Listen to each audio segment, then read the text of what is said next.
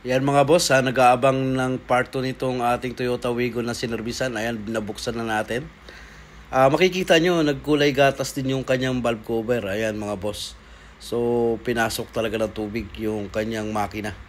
Kaya, pagbukas natin dito, makikita natin kung ilang connecting rod ba ang nabaluktot dito sa ating Toyota Wigo. At makikita nyo mga boss, ma-oil sludge na rin yung kanyang makina. So, sunog na rin yung langis.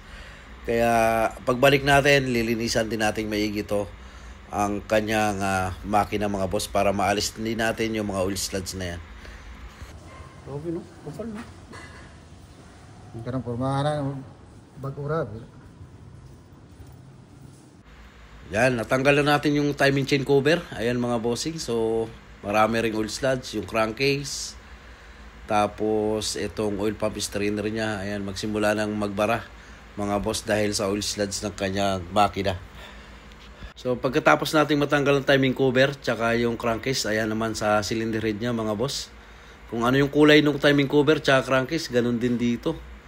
So, ayan, nagsimula na talaga siyang ma-oil sludge, kaso hindi pa naging makapal talaga. Yan, lilinisin natin yan. Tapos, ito na, hinugot na natin yung kanyang cylinder head. Makikita na natin dito mga boss kung ilang connecting rod yung nabaluktot dito. So, iikutin lang natin yung crankshaft. Dapat pare-parehas po ang litaw ng kanyang piston. Pagka lubog yung iba, sigurado pong baluktot yan mga boss ang inyong connecting rod. Ngayon naman, pasimulan natin ikutin yung kanyang crankshaft. Dito natin makikita kung pare-parehas ang lutang ng piston nito. Itataas lang natin yan.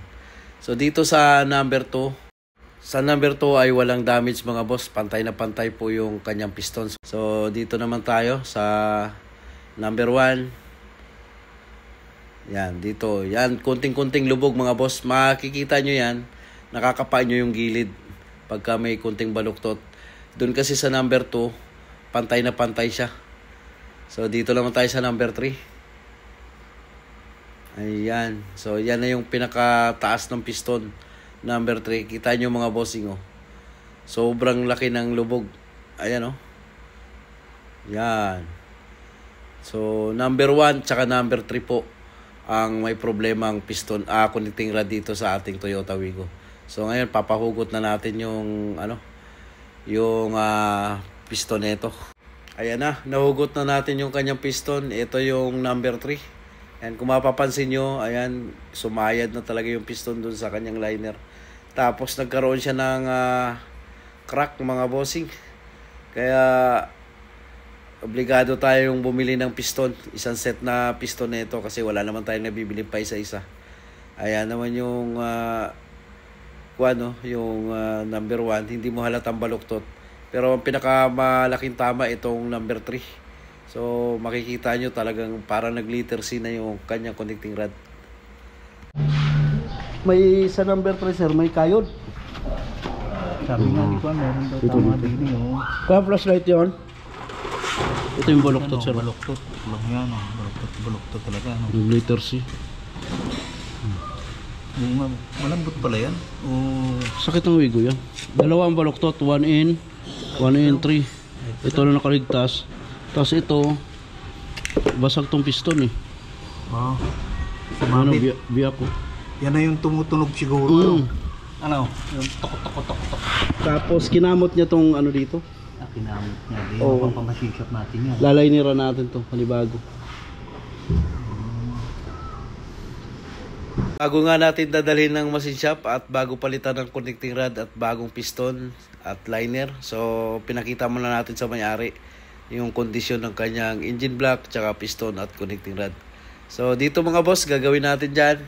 Paisliban natin ng panibago, palit tayong bagong piston, palit tayo ng bagong piston ring, at dalawang connecting rod. So isang nakaligtas po sa kanyang connecting rod sa kanyang Toyota Wigo. Yan, so tapos na nga sa machine shop. Eto, nakabalot pa nga. Inano na ni Chammer yung plastic nito. Nakabalot ng plastic. Ayan, kinabit na rin pala nila yung piston nito.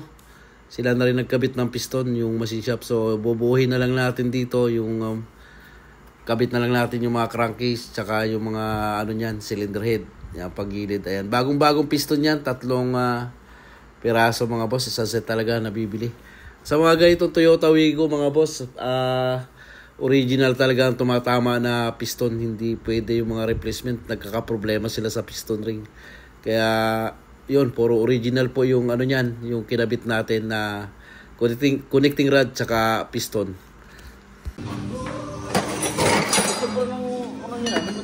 Pantay na oh. Ayos na oh. Eto naman yung ano natin, cylinder head. Ayan, nilinis na rin natin. Sobrang itim natin yan mga bossing. Maraming oil sludge. Ayan, ganyan na siya kaputi ngayon. Ayan, at yan. Ikakabit na ni Kalyabing Chammer yan para makita na natin yung andar nito.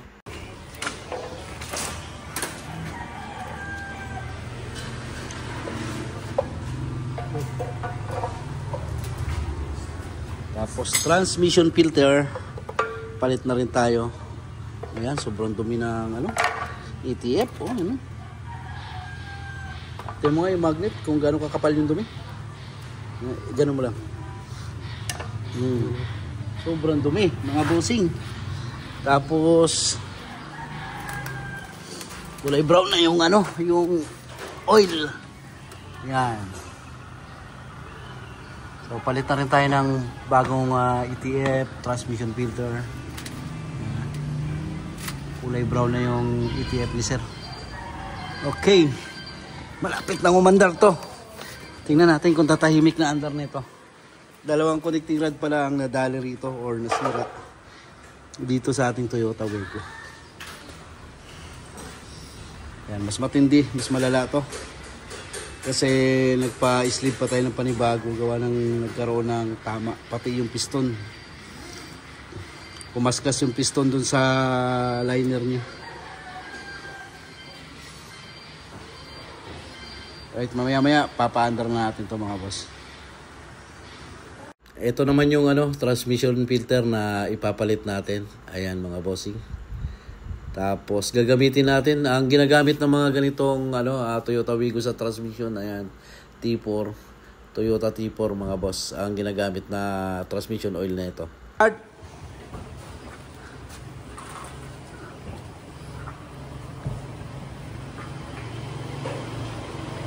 Hey! Fire!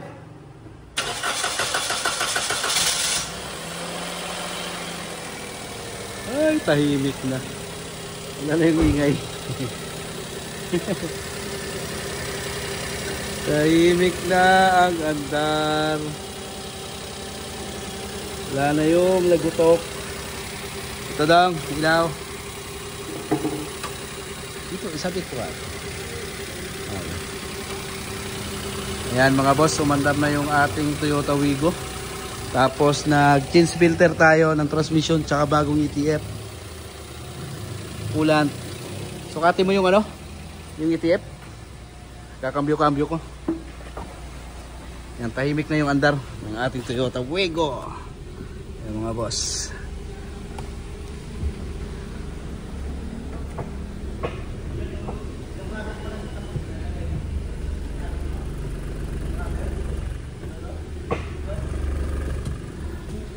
Yan. Ayos, pinapasukat ko na lang yung ano, yung level ng ating transmission fluid. Yung transmission ETF. Saan?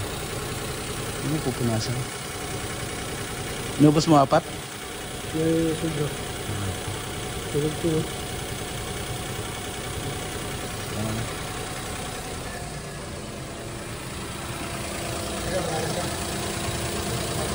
Mandar na.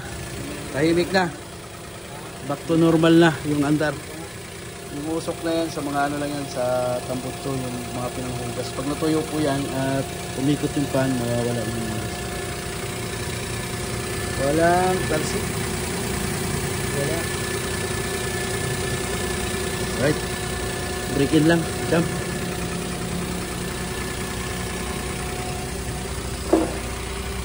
Yan yung update ng ano natin Toyota Wigo. Boss, goods na yung Toyota Wigo natin. Yan, sobrang tahimik na nung andar. Break in na lang kami.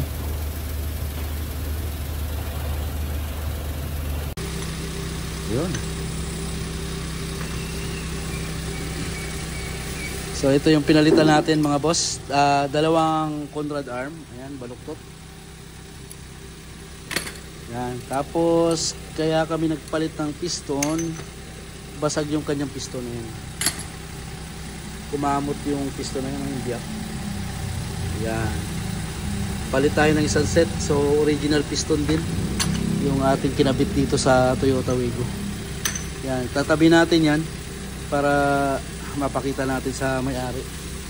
So hindi umubra yung replacement na Japan na brand new, no? Japan replacement. So gusto niya original. Ikakatalo sila sa piston ring mga boss. Yung original kasi nito may kasama ng piston ring sa piston. Kaya pag bumili kayo or magpalit kayo ng piston at hiwa-hiwalay pati ring, dito nagkakaproblema. So hindi match yung piston ring na ikakabit nyo doon sa replacement na piston. Kailangan orig. Yung mga original nito kasama yung piston ring nakakabit na pagka original yung bibilhin. Yan, balot mo yan to. Lagay mo rin to sa loob ng Toyota Wigo. Ayan, break in na lang tayo mga boss. So tahimik na yung andar ng ating Toyota Wigo. Ang maingay na lang yung mekaniko. Ayan. Sobrang ingay. Okay. Right. Ayan. Cool start kanina. Bumaba na yung idling niya. Saglit na paanda rin na, Cham, no?